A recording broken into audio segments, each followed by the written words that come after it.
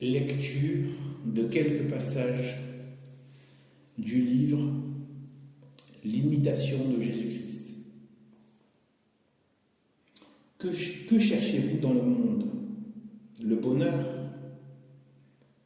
Il n'y est pas. Écoutez ce cri de détresse, cette plainte lamentable qui s'élève de tous les points de la terre et se prolonge de siècle en siècle. C'est la voix du monde. Qui cherchez-vous encore? Des lumières, des secours, des consolations pour accomplir en paix votre pèlerinage? Le monde est livré à l'esprit de ténèbres, à toutes les convoitises qu'il inspire, à tous les crimes et à tous les maux dont il est le principe. Et c'est pourquoi le prophète s'écriait: je me suis éloigné, j'ai fui et j'ai demeuré dans la solitude.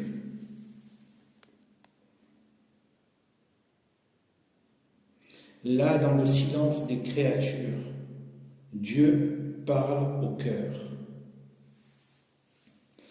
Et sa parole est si merveilleuse, si douce et si ravissante que l'âme ne veut plus entendre que lui. Jusqu'au jour où tous les voiles étant déchirés, elle le contemplera face à face. Le christianisme a peuplé le désert de ces âmes choisies qui, se dérobant au monde et foulant aux pieds ses plaisirs, ses honneurs, ses trésors et la chair et le sang, nous offrent dans la pureté de leur vie une image de la vie des anges. Cependant, les chrétiens ne sont pas tous appelés à ce sublime état de perfection. Mais au milieu du bruit et du tumulte de la société, tous doivent se créer, au fond de leur cœur, une solitude où ils puissent se retirer pour converser avec Jésus-Christ et se recueillir en sa présence.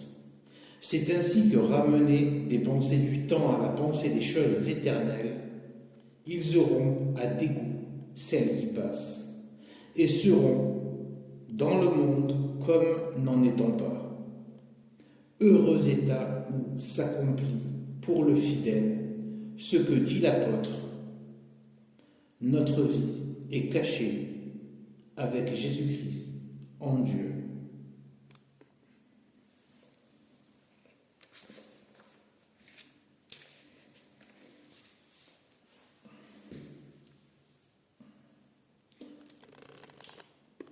Autre passage.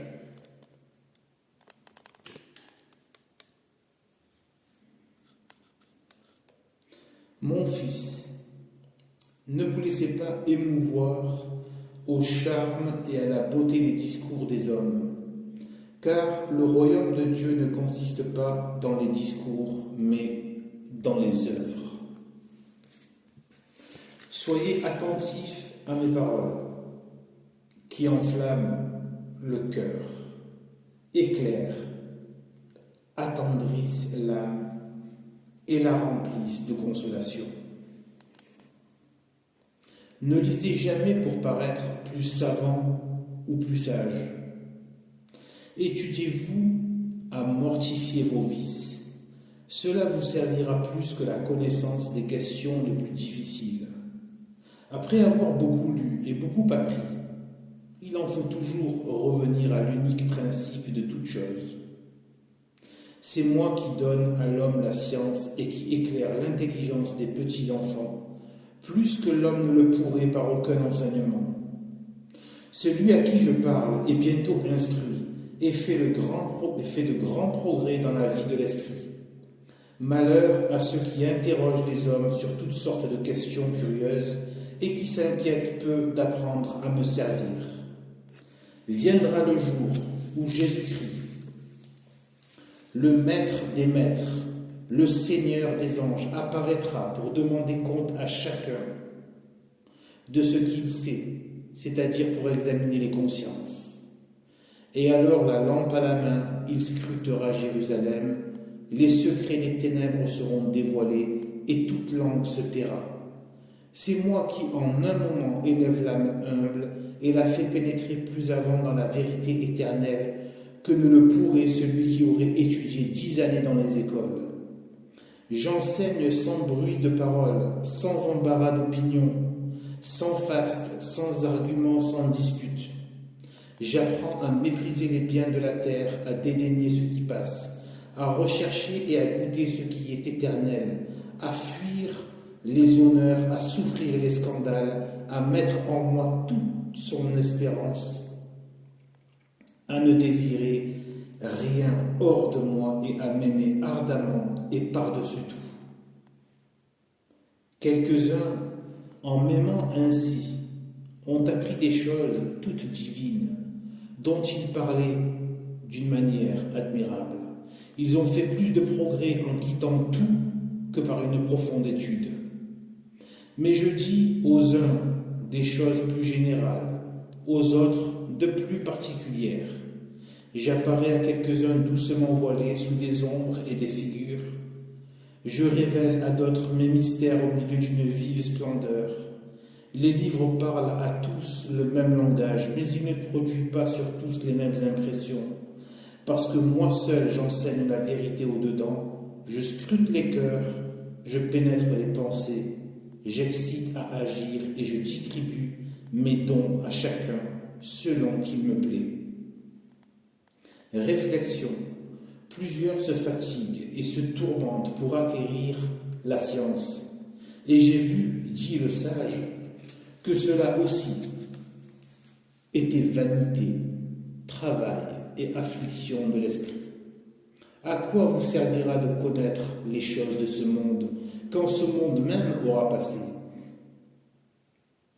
Au dernier jour, on ne vous demandera pas ce que vous avez su, mais ce que vous avez fait.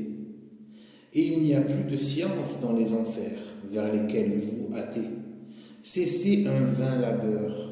Qui que vous soyez, vous n'avez que trop cultivé l'arbre dont les fruits donnent la mort. Laissez la science qui nourrit l'orgueil, la science qui enfle, pour vous occuper uniquement d'acquérir celle qui fait les humbles et les saints, la charité qui édifie. Apprenez à vous humilier, à connaître votre néant et votre corruption. Alors Dieu viendra vers vous, il vous éclairera de sa lumière. Il vous enseignera dans le secret du cœur cette science merveilleuse dont Jésus a dit « Je vous bénis mon Père, Seigneur du ciel et de la terre, parce que vous avez caché ces choses aux sages et aux prudents et les avez révélées aux petits. »